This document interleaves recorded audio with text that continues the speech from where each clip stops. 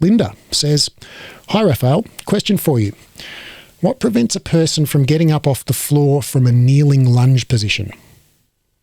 What muscles need strengthening to be able to push yourself up from this position, especially if you're getting older? It seems okay if holding on to something, but the use of arms is now involved, and to use the legs alone, the body just won't lift up off the floor." All right, and there's a second part to the question, which is also what prevents people from stepping from a downward dog or an upside down V to a lunge and getting the foot in line with the hand and between the hands? Appreciate your help. All right, so let's answer the first question first, which is what prevents a person from getting up off the floor from a kneeling lunge position? All right, so we're going to invoke the principle of specificity. So here's our person.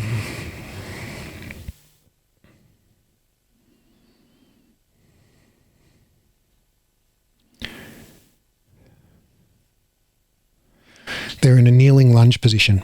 There's the floor. And they want to get up. All right, well, essentially, we could go through a whole list of muscles that are going to be, active in this movement. We could say, oh, it's the glutes, and it's the glutes, and it's the hamstrings, and it's the calves, and it's the quads, and it's the adductors, deep adductors, and on the rear leg, it's the hip flexors and the knee extensors, and we could go through all of that, and then I could give you a list of exercises to target each of those muscles, but that would not be the most effective way to do it. Because if you want to, the principle of specificity,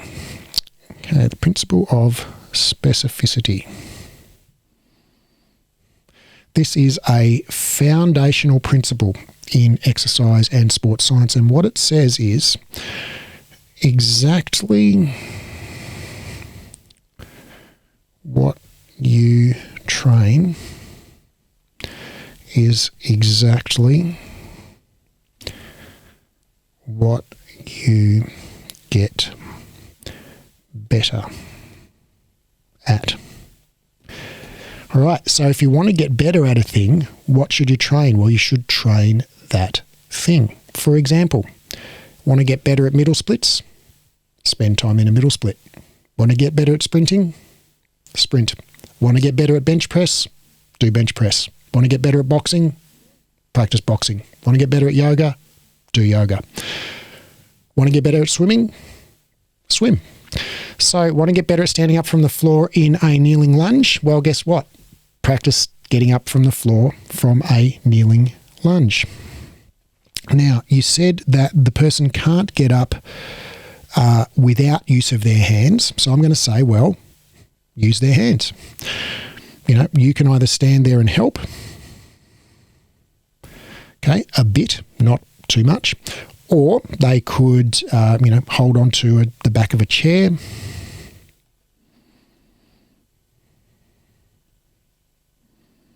Okay, and then do, I would say, up and down, up and down. How many reps should they do?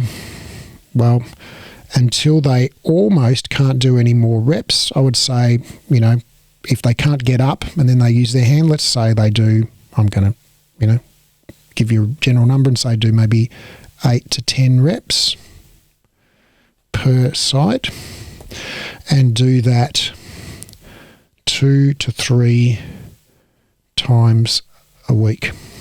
Now, if you want to do, or that will improve things, right?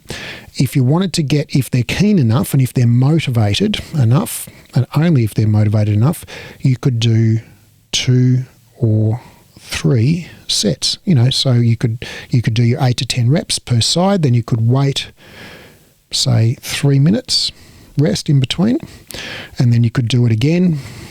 And then you could wait 3 minutes, and then you could do it again. You could do up to 3 sets, and then you could do that 2 to 3 times a week. And what you will find is that within a couple of weeks, they won't need to use their hands. And then pretty soon after that, they will need to do more reps in order to get tired. So you could give them a couple of little dumbbells. Okay, take away the chair. give them a couple of little dumbbells to hold on to.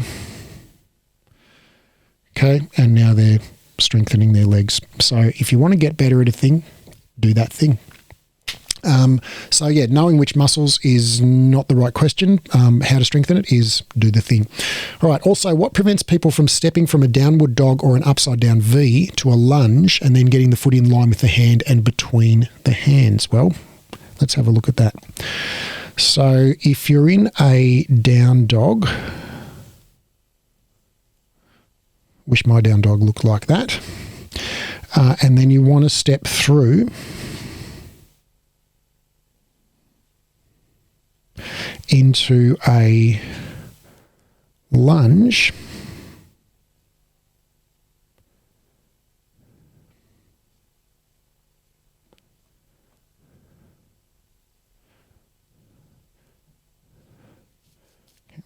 bringing the leg through, swinging the leg through, requires you to go through this position here.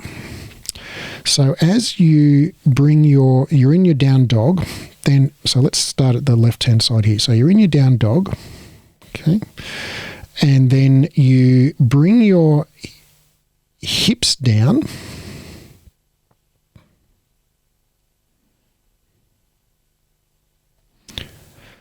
okay, and you bring your leg through. Okay. Now, this position here requires you to lift your leg very much. It requires you to flex your hip a lot. And this angle in here between the leg and the torso is tiny. So it requires you to flex your hip a lot. And the problem that a lot of people have is two problems. Well, one, it's basically an inner range strength problem. So as you lift the leg in that position, there are two things that you've got to overcome. One is the gravity, the resistance of the leg, so just the weight of the leg. The second one is the stiffness of the tissues on the other side of the leg. So anytime you lift the leg, there's both the pull of gravity against the leg, plus there's the resistance of the muscles and the tendons and the fascia and the ligaments and all of the other bits and bobs on the back end of the leg that are stretching as you lift the leg up. So if the leg's heavy or if the tissues at the back are relatively stiff, that can prevent, and if the muscles at the front, the muscles that are lifting the leg up, are not sufficiently strong to overcome the combined weight and stiffness of the leg, well, you can't lift the leg high enough and it drags on the floor and you can't step through. So what you need to do is increase your ability to lift the leg up. And as we just talked through in the principle of specificity, if you want to get good at lifting your leg up, what you've got to practice is lifting your leg up. So here's what your friend can do, or whoever is having the problem. The first thing is you would stand maybe against a wall, okay, like a push-up, and you lift up this leg as high as you can with the knee bent, because that's basically the same position you're going to be doing in that step through to a lunge. And you lift up as high as you can, okay, and then hold it isometrically for just a couple of seconds and then relax back down. Do 8 to 10 reps. When that gets relatively easy, then you have to make it a little bit harder. And so then you simply change the relationship to gravity. And you do that by getting on a chair or something like that.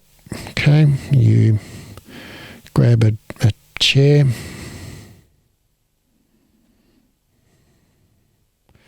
Okay, and you, instead of lifting your leg that way, now you're lifting your leg